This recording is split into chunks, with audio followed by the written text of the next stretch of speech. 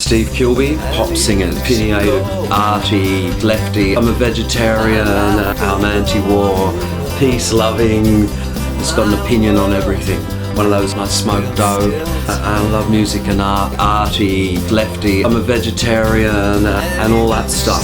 So if you want to stick around and hear what I have to say on all of these subjects,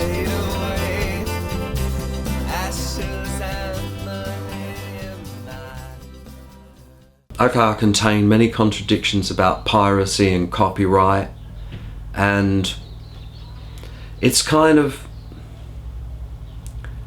if I wanted to get someone's record, and if I jumped on, I would go to iTunes or their Bandcamp or something and I would buy it. But if it was easy, if it was slightly hard, or if someone said, this will be easy, I've got my iPod here and on my computer and you can download this right now. If it behooved me to do that, I'd probably do that as well. I know there are, anytime I even release one of my records, there are pretty quickly there are sites out there where you can download it for nothing, that are sort of downloading it for nothing. I'm not exactly sure how I feel about that. Something in my head says to me, if you worry about things like that, you won't write any songs. So I kind of just, I sort of just don't process it. I just go, well, I guess that's how the world is. And I hear that people who really love you will always try and buy your album, even if they get their hands on a free one quickly because they want to hear it, or for whatever reason, eventually they will always buy one. And they will they understand, a lot of people starting to understand this, so it's kind of swung back a bit. So musicians have gone from being this kind of thing where, oh God, they're all making a fortune, you know, it won't matter if I do a cassette of their album, to a kind of thing going, geez, these guys are sort of like, some of them are like flickering on the edge of extinction. And we have to sort of, we have to have a bit of largesse, we have to have a bit of altruism about this and kind of help them out a bit. And to the extent there are actually people out there, I'm just saying there are a lot of negative things in the industry, but here are some positives. The church come across people who are willing to be our patrons, including like two very notable patrons who have given us a lot of money to make records and do tours, to people who might donate, you know, $3,000 or $4,000 here or there when they see, you know, we need it.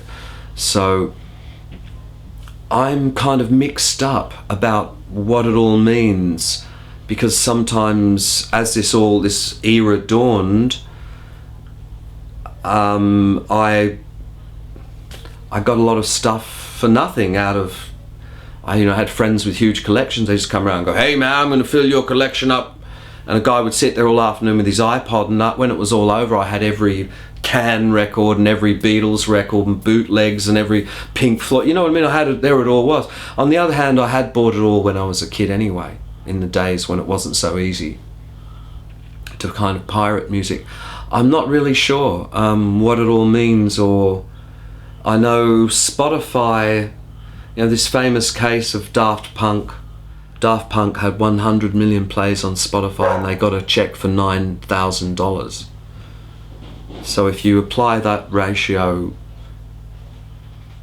to other musicians that get maybe 10,000 plays, and you realise that's virtually piracy as well. It's the amounts will be so insignificant that they might as well be giving it away for free anyway.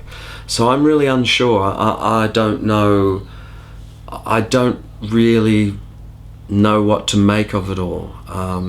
But for all the new ways and things to rip musicians off, there are some good people out there. Some people of my own kind of vintage who sort of grew up with this, maybe more of a different ideal, who now making money and got all the material things they need, looking at people they like and going, hey, the church aren't doing that well and I have a bit of spare cash. If I gave them that money, maybe they could make an album, or so it's sort of the things we're losing, for the church we're losing in some ways, this new internet age is making it open to offers of people who are saying, you know, you've sort of lost that, but we can give you this. I don't know how it is for everybody else. It's really confusing. And as I said, the more I think about this, the less I'll write songs. It's not really sort of what I got into it for, to kind of think about. It's like I grow the apples.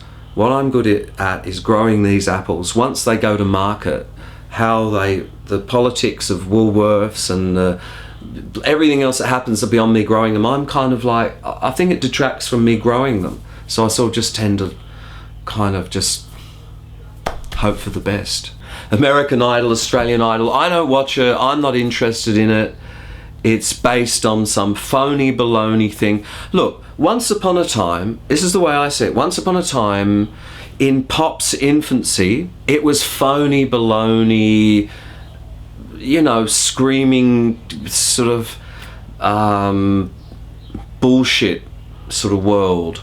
So Elvis Presley, sort of in these movies playing a guy he really isn't, and sort of it's all kind of phony baloney, and the songs really weren't about anything. It was about the stars and pretty girls and money and youth and wealth and all that.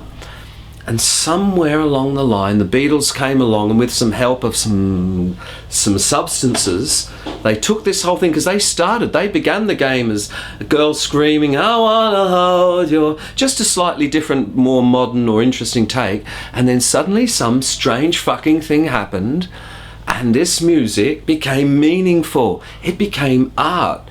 Suddenly it contained philosophies and weird, strange ways of looking at things, and things that if you took them on would change the whole world. If everybody was starting to take this on, the world seemed to change. So suddenly pop music seemed like it wasn't just pop music, it could be pop music, something good listen on the radio, but at the same time it could be art, that word we're all fucking afraid of.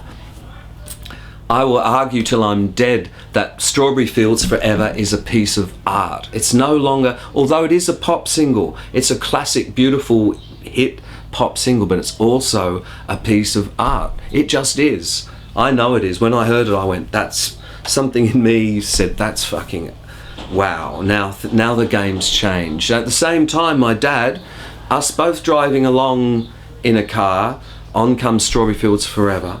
And I go, wow, the game's changed. And my dad, who was a sort of conservative guy and all that, he went, I don't think I like the Beatles anymore. There's this dual revelation we both had, because my dad didn't like arty-farty stuff, and I was always looking for it. So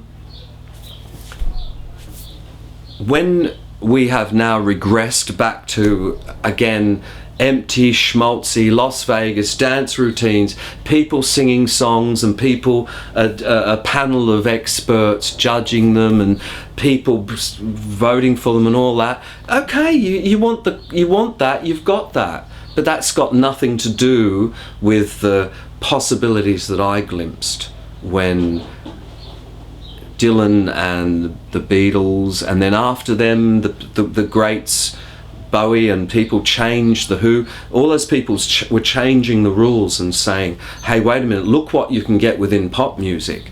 And to regress back to sort of stupidness of what it is, it doesn't interest me. Let them have that if that's what they want. But, you know, I don't want to watch it. I don't think anything good comes of it. Me and my father, although we both love music, we both were completely opposites. I didn't like his music, he didn't like mine. I didn't expect to like it or understand it, and he was the same, although we totally respected each other's opinion of liking that. But he looked down on he didn't like guitars. He's like, to me, I don't want to hear guitars. Guitar's like a sideline instrument you don't even hear, you know, guys, the back. And he said, I don't want to hear all tinny, stupid, you know. He sort of like pianos, and as I actually sang on a record, pianos, drums and trumpets, just like the old days. He wanted to hear those instruments, and so we were really at odds. And I liked the fact that he couldn't dig what I was digging. It made me feel like, you know, there was something good about that. Not in a terrible way, but in a sort of a friendly, I didn't mind if he laughed at people that I liked and stuff. But nowadays, if you meet these and they're all liking the same thing, it's sort of a bit of a strange. I'm not exactly sure what to think of that and why that comes about. And I said another strange thing. I said to I was having a conversation with my 14-year-old daughters. We were right at the epicenter of being hip and cool and knowing all of that. And I say to them, we're talking about hipsters, and I'm saying, what? The hippest hipster at your school, the hippest of all the hipsters, the most in cat, what is he or she listening to? And they both go, the Beatles. And I'm going, that's weird. That's weird. So that's sort of like, well, I guess time has sort of stood still. Nobody's come along that's done anything better than the Beatles. Right?